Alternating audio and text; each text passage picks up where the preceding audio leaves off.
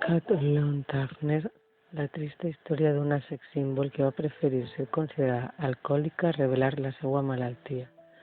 Repassem la història d'èxit, malaltia i superació d'una de les dones més magnètiques de la pantalla. Turner decidí ocultar el verdader motiu de la seva deterioració física, una malaltia autoimmune que anava a deixar-la en caire de rodes per a tota la vida, i va preferir deixar que el món creguera que era alcohòlica. Els productors saben el que són les addiccions i estan acostumats a gestionar-les, però si jo deia que tinc una malaltia misteriosa incurable i no sé si seré capaç de caminar, demà ningú anava a contractar-me. Així que quan intentava agarrar una tassa i no ho aconseguia, tot el món assumia que estava embriagada. Confessaria l'actriu anys després.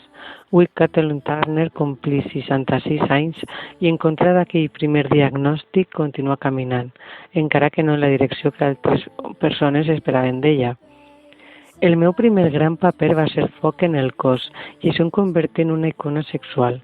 Gràcies a Michael Douglas vaig saber després que hi havia una competició entre ell, Jack Nicholson i Warren Beatty per a ser el primer a ficar-se al llit amb mi, però cap d'ells ho va aconseguir.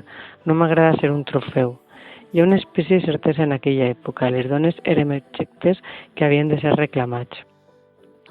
També estava aquella veu. Turner portava practicant la seva addicció des de l'adolescència, posant-se gomes d'esborrar en la boca de manera que quan va rompre al cinema no sonava com la resta d'actors i d'actrius de l'època que aspiraven a semblar persones normals. Kathleen Turner sonava com a una persona que havia modulat la seva veu professionalment per a ser alguna cosa encara millor que una actriu. Volia ser una estrella. Voice. Remember Body Heat? You're not too smart, are you? I like that in a man. El crític Richard Sickle la va escriure com la primera presència autènticament misteriosa del cinema des de Greta Garbo. La veu de Kathleen Turner va ser un dels fetitxes de Hollywood dels 80, tan plena de timbre greu de la temptació que podria portar a un bisbe a trepitjar una finestra, segons la va descriure la periodista Marilyn Dawn en el New York Times parafrasejant a Raymond Chandler. Durant molts anys sentia la pressió d'haver de repetir èxits. Una actriu molt famosa de Hollywood porta fent el mateix paper els últims 20 anys. Pot ser que siga una de les dones més riques, però jo em pegaria un tir si fora com ella, donant-li al públic sol el que esperen de tu. Aquesta idea de canviar de personatge no em va ajudar a Hollywood. La gent deia, oh, m'encantes en El turista accidental i també m'agrada L'honor dels Pritchett. Potser també estaves en aquella... Mai posaven el meu treball junt perquè mai he fet la mateixa cosa una vegada i una altra, la qual cosa no ha sigut res bo per a mi econòmicament parlant. La dona més cabetjada de Hollywood, segons People, va encadenar una ratxa que poques estrelles han igualat. Un geni amb 2 cervells, per al càsting del qual va haver de lluitar perquè el director no la veia com a còmica, després del Cor Verd, on també va haver de derrocar els prejudicis d'uns productors que no la creien capaç d'interpretar a una dona normal i corrent amb inseguretat. L'honor dels Pritchett, en la qual interpretava una assassina de la màfia i Jack Nicholson l'admirava dient no sé si matar-la o demanar-li matrimoni. Peggy Sue va casar, de Coppola, que li va donar una nominació a l'Oscar i qui va enganyar a Roger Rabbit, on va donar veu a una altra sex símbol, Jessica Rabbit. Mai em vaig plantejar casar-me amb un actor. Mai he vist a un actor passant per davant d'un espai sense mirar-se a si mateix. Qui necessita 2 persones així en una família? Es preguntava Turner. L'actriu va reconèixer que es va casar perquè se sentia deprimida després del rodatge després del Cor Verd, en el qual va rebre una quantitat d'atenció que la majoria de persones no rep en tota la seva vida. És una experiència real que porta a molts actors i actrius a passar-se tota la seva vida buscant més atenció. Quan l'actriu es va negar a rodar la seqüela, La joia del Nil, Paramount la va demandar per incompliment del contracte demanant-li 22 milions d'euros. El seu personatge, Joan Wilder, era una frèvola de sobte. Ni tan sols intentava salvar-se a si mateixa i això no encaixava amb el personatge.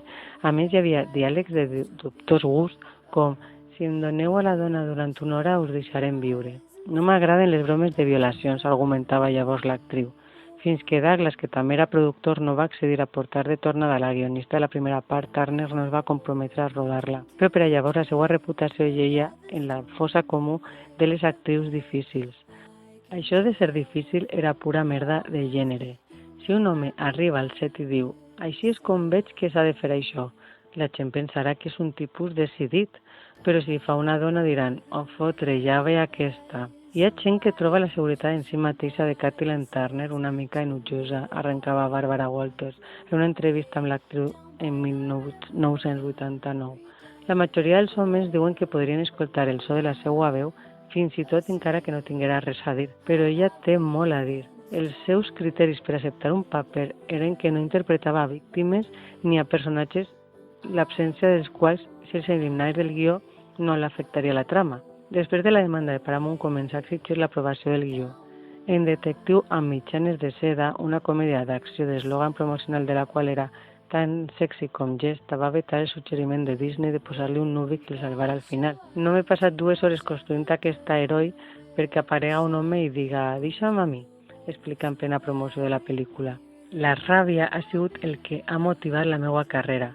Estic fotudament enfadada amb les injustícies del món. L'artritis reumatoide em va arribar als meus 30, els últims anys en què Hollywood em considerava encara una dona protagonista i sexy.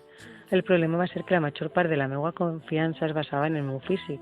Si no ho tenia, qui era jo? Recordava l'actriu. Durant el rodatge dels assassinats de Mamà, l'actriu va començar a sentir dolors i a notar inflors en les articulacions i no a poder moure el coll. El seu metge li va dir que potser estava passant-se de vanitosa i que es comprara sabates més grans. Després d'un any de proves li van diagnosticar artritis reumatoide, una inflamació incurable, l'únic tractament de la qual pal·liatiu eren llavors els esteroides i la quimioteràpia. L'actriu va començar a inflar-se, a oblidar els seus diàlegs i a mostrar-se irascible amb els seus companys, així que la premsa va alternar acudits a costa del seu sobrepès. La seqüela de Foc en el cos es va titular Greix en el cos, recorda l'actriu en la seva autobiografia, com un dels més feridors, amb rumors que era alcohòlica. Ella va decidir deixar córrer les enraonies per a no admetre la seva malaltia crònica i aleshores es va convertir en una vella glòria. Durant un temps vaig trobar que l'alcohol era un gran analgèsic. Per alguna raó vaig pensar que podria controlar el dolor de la meva malaltia bevent, més que usant medicaments.